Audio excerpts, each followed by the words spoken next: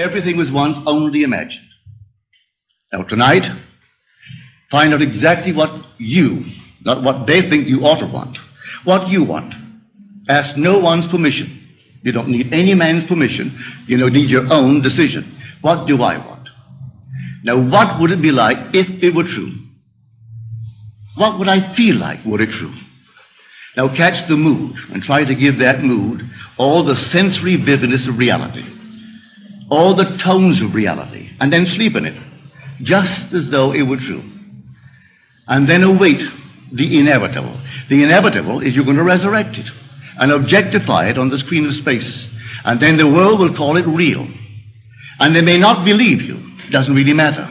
If you tell them it came to pass because you simply imagined it.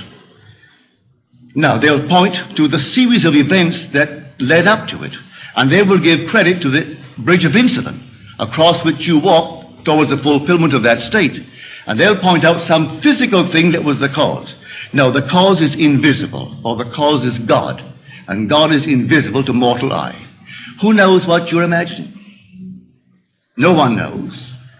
But you can sit down and imagine, and no one can stop you from doing it. But can you give reality to the imagined state?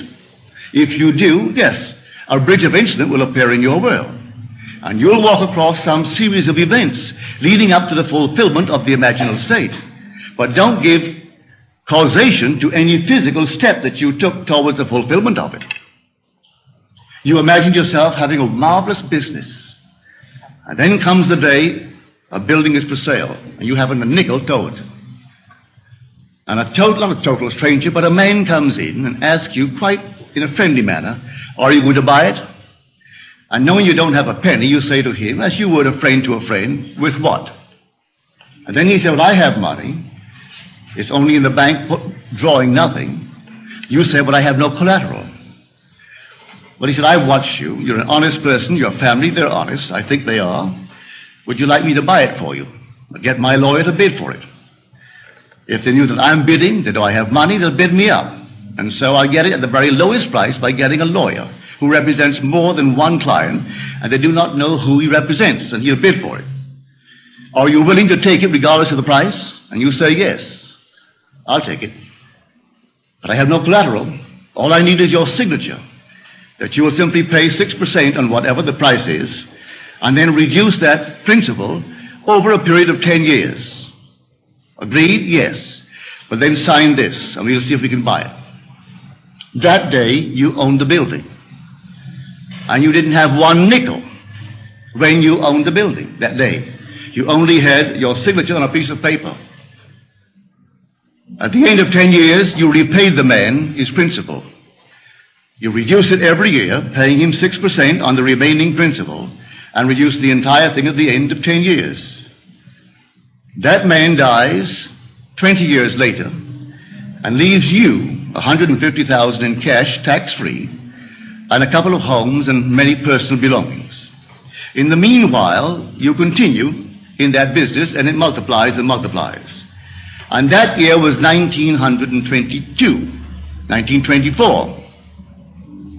This is now 1968. That building, I'm speaking factually, that building in 1924 is now gone.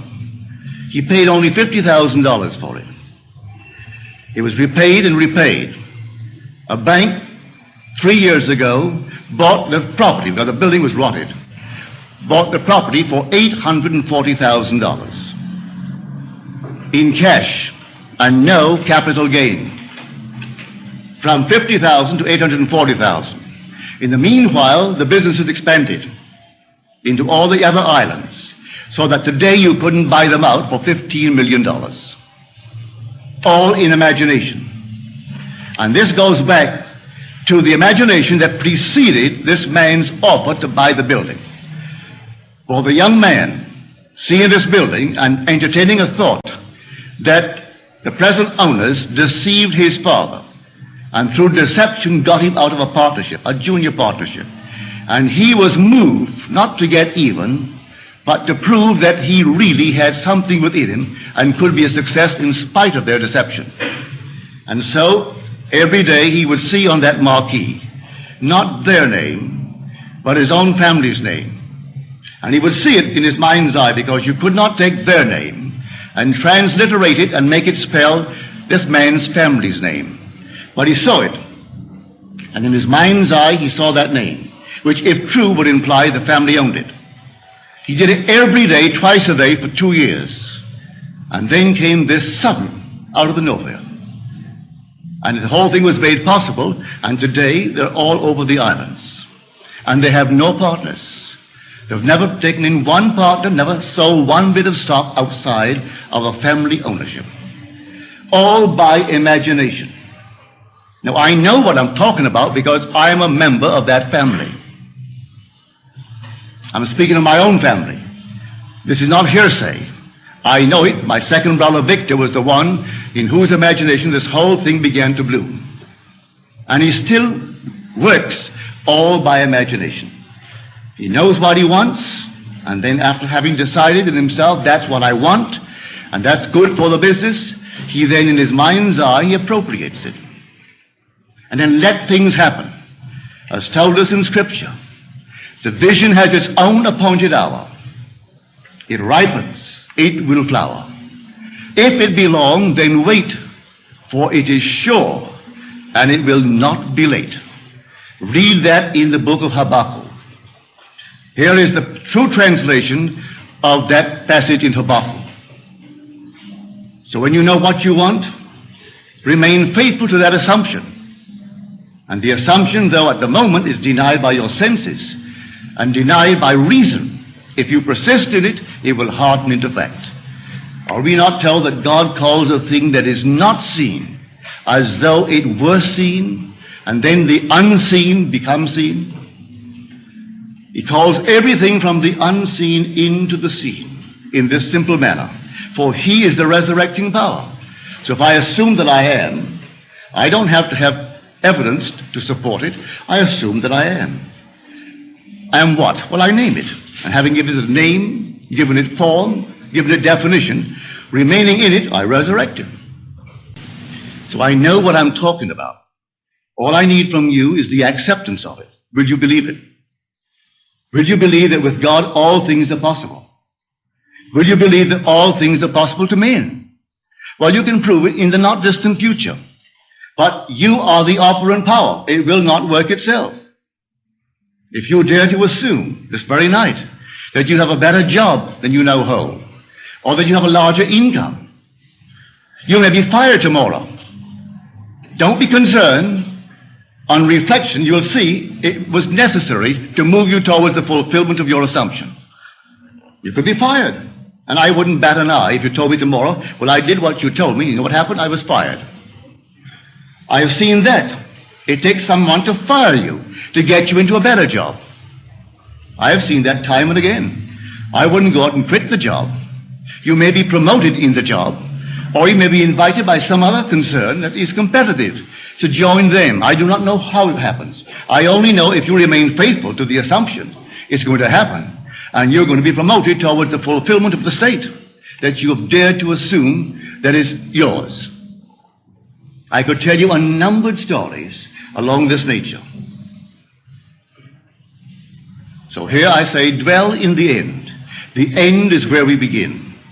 For if I see my name on the marquee, that's the end. I don't wait for the incident to take place in my world to move from one to the other, leading up to that. I dwell in the end. So if I go to the very end, what would it be like were it true?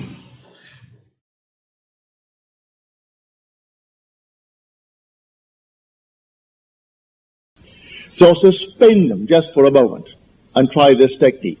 What would the feeling be like? How would I feel if it were true that I am already the man that I would like to be? And if I am, how would I see my friends, and how would they see me? It's all within us. So let my wonderful human imagination see them as they would have to see me if it were true.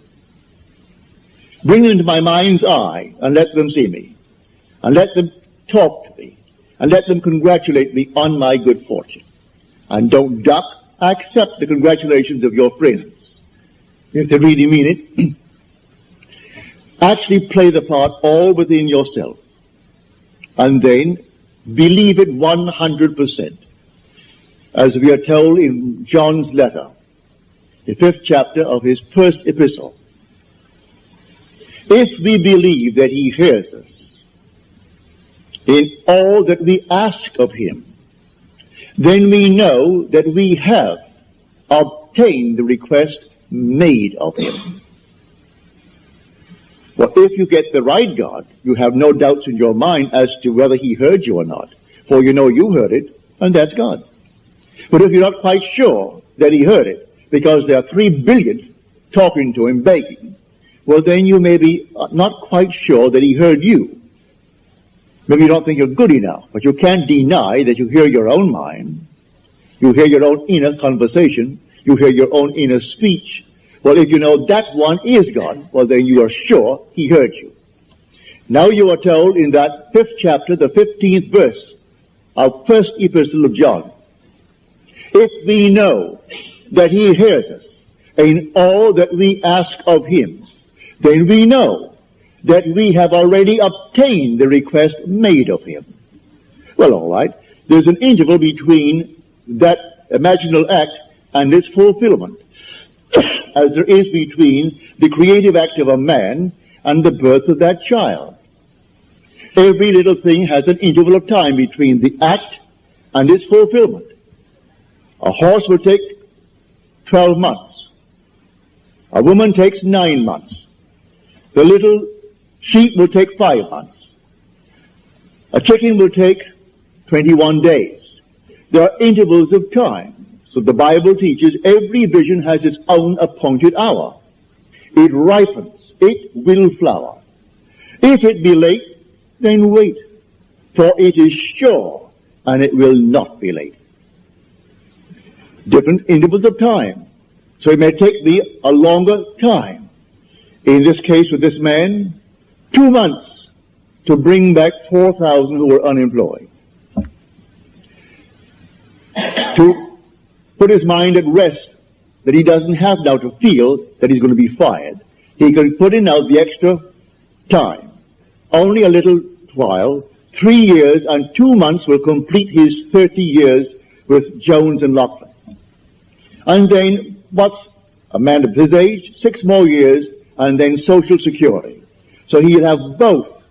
If it happened now, he wouldn't have it. He would be cut on Social Security, and he would be let out without a good retirement fund. So she goes back, and she reminds him that it happened before. He couldn't afford the roof for the house. And she said, I will see the roof on the house. I remember when it needed a roof. And so she told him, I recall telling you, I remember when he needed it. So soon after something happened in his work, he got the money and the roof is on. The wife wanted an organ, couldn't afford the organ. All right, she said, I remember when you didn't have one. She has the organ. And she took one after the other. Of all these things, he's still, with all the evidence in the world, he is still working on some outside God. He thinks he's doing the wrong thing. He feels that if perchance that man is simply a devil incarnate, and he's taken me from my real God, which means something external to himself that he fashions out of his own mind and fashions with his hand, because all these little nonsenses that we buy and stick them up as holy objects. First of all, no artist really ever designed them. It's an offense to speak of an artist when you see these horrible monstrosities that we buy and stick around the place and call them religious objects. So, find who he is. He is the living God. He is not a dead God. You want to read the 115th Psalm about the kind of gods that men worship. The whole psalm is devoted to the false god that the whole vast world worships. He has eyes, but he sees not. Ears, and he hears not. Feet, and he walks not. Hands, and he touches not. Just a dead thing made by human hands, when the living God is within man as his own wonderful human imagination. So I tell you that all that you behold, though it appears without, it is within. in your own wonderful human imagination, of which this world of mortality is but a shadow. All things exist in the human imagination, and everything you see as an objective reality was produced by imagining. Think of one thing, just think of one thing that would simply deny it. You can't think of one thing. So you go to the moon. You first had to imagine it. Had to imagine everything concerning the machine that took you to the moon. Everything in the world first has to be imagined and then executed. All right. The intelligence to do it will come, but you take the blueprint first and conceive it and dwell in it as though it were true. And no power on earth can stop it from becoming so. Your visions will clarify itself. At night, it's a different kind of a night. Your days are different. You see people differently. You can't walk by any man and not see him God incarnate. Can't do it. Even if he has the most horrible background. And he said simply, well, a murderer. And it's proven that he is. You still see God incarnate.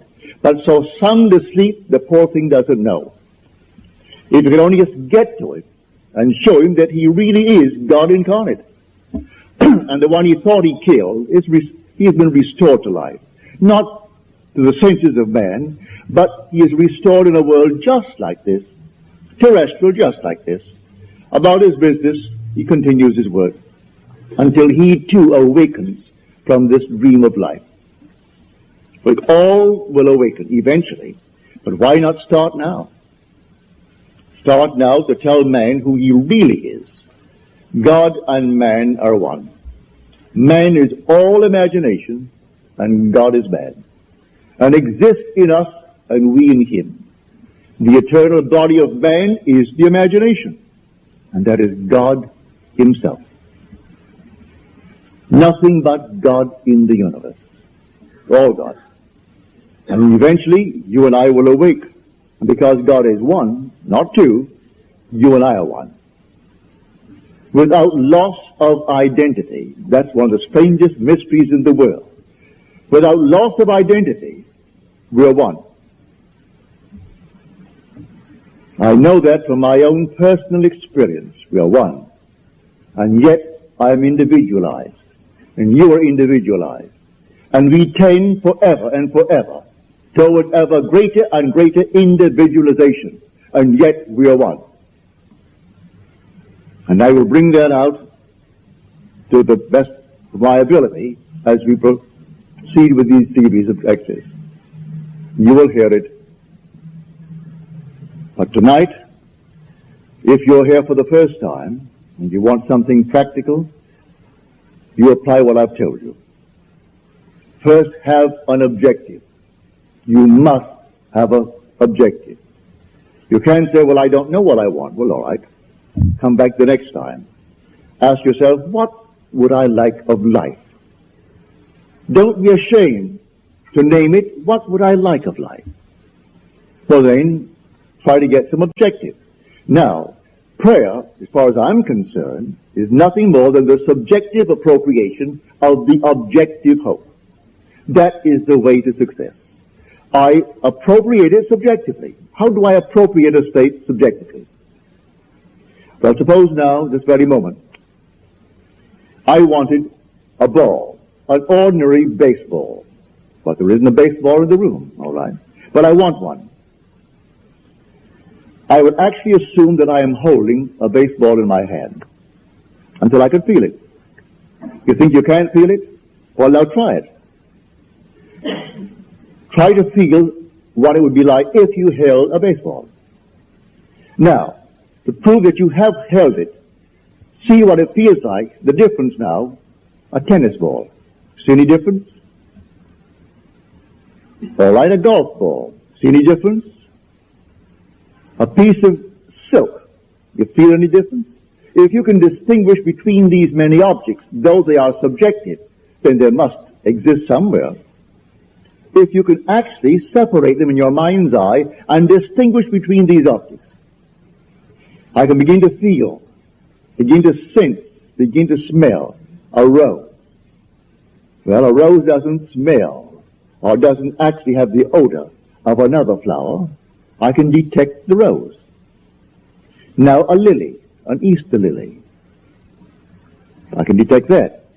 Well, what does it do? Well, I'm going to get them. Someone will think of Neville and send him a flower. And it's going to be the flower that I'm going to actually feel and touch and smell. It works that way. Money has an odor. It's unlike any odor in the world. It's more fragrant to the miser than the most marvelous perfume in the world. He can tell it.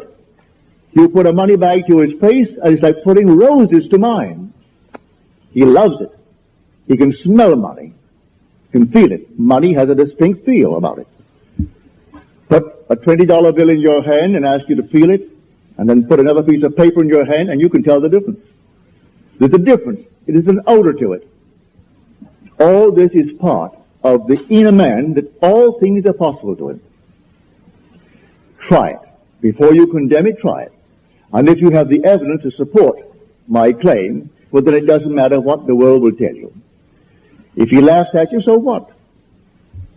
So they laughed at everyone who had an idea that seemed a little bit off-center. Always laughed at him. They laughed at the idea of going to the moon. Well, now it's an accomplished fact. There are still those who won't believe it happened, because they don't want to believe that it ever happened. There are those who said you couldn't go down and actually live underwater. Now we have a submarine. There are still those who won't believe it. You can present them with all the facts in the world, and they won't believe it. So I tell you, you try it first. And if it proves itself in performance, it doesn't really matter what the whole vast world thinks. Go about your Father's business, which is yourself, and then live a full and wonderful life in this world of Caesar. And the day will come you will actually depart this world. I mean this age. Because those who are departing it now, unless they are awakened, they still find themselves in a world just like this. But those who have awakened, who have experienced the second birth, the birth from above, find themselves in an entirely different age, where they're all imagination. And they are perfect. And wherever they go, everything is perfect. They don't have to raise a finger to make anything perfect, because they're perfect. All things must conform to them, for they're perfect. That's heaven. So heaven is not an area, it's not a realm, it's a body. And when that body is awakened within you, which is the wonderful human imagination completely awake, then wherever you go clothed in that body that is completely awake, everything is perfect.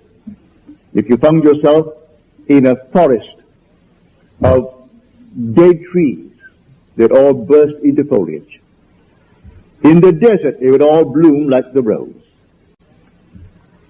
because you are there.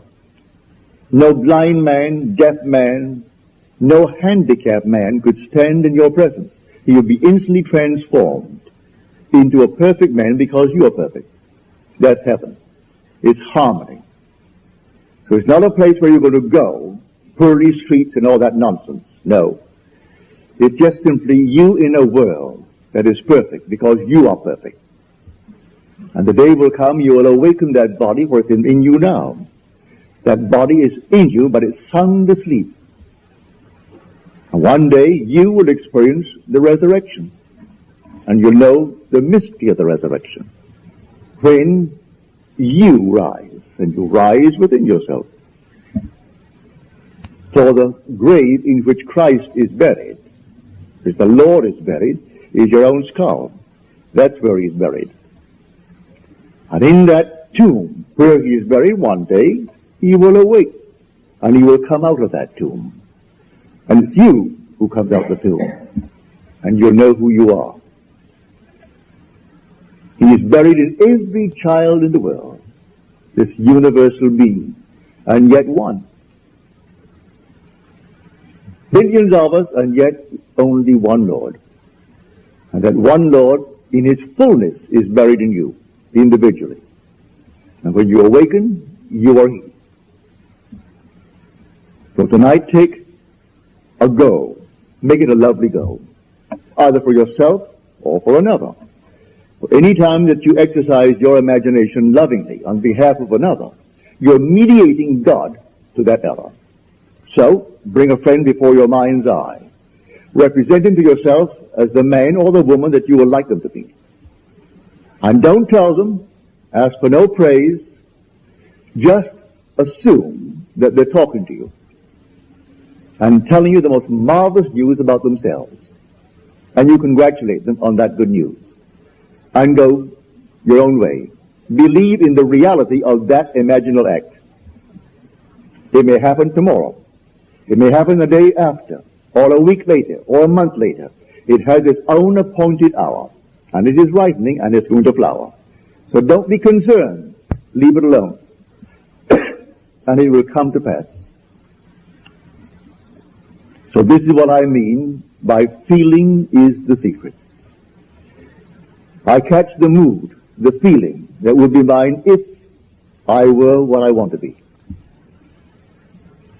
I don't have to touch something. I can if I want to. But it's the mood I'm speaking of. What would the feeling be like if she were well? If she were this? And then you catch it, just as though it is true. You always go to the end, and the end is where you begin. We're always imagining ahead of our evidence. So go to the end and feel the end.